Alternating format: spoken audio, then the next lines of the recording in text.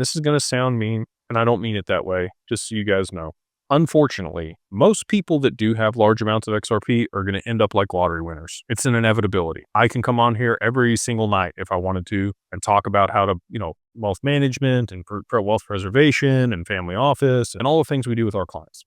But inevitably, there are going to be at least 50% of those people, 25,000 people that come into 20, 30, $50 million, $100 million that will be broke in 3 years.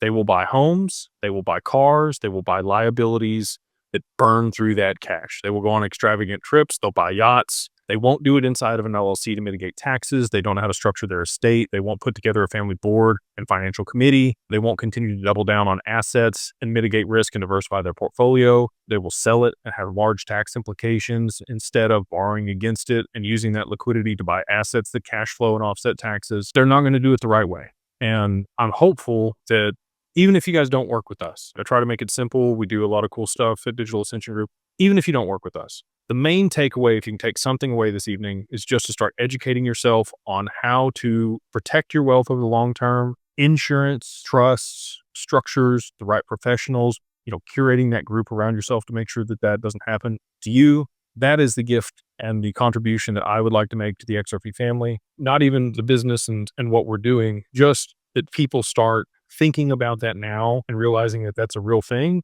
and trying to mitigate that risk for them and their family so that they do have this wealth over the long term and they don't burn through it. I can say this, most people that I meet with are not gluttonous, they're not egotistical, and they probably don't want moon boy Lambos and stuff.